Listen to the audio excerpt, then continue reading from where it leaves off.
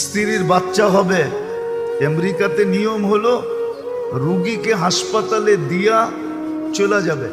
বাচ্চা হবে, বাঁচলে বাঁচলো, সব কিছু ওরা কমপ্লিট করে আপনাকে 2 দিন 3 দিন পরে ফোন দিবে, আপনি এসে নিয়ে যাবেন। কিন্তু স্বামী তো নাছোড়বান্দা, ভর্তি করছে ঠিক, কিন্তু শক্তপক্ষণ দাঁড়ায় আছে। তো সবাই জিজ্ঞেস করছে তুই দাঁড়ায় আছিস কেন? তোরে বুঝাইছে, বল তোর শরীরের একটা অঙ্গ অর্ধেক যদি কোথাও থাকে তাহলে আর অর্ধেক ওর সাথে থাকবে না পৃথক থাকবে? বলছে শরীর তো একটা, এটাকে তো অর্ধেক করা যায় না।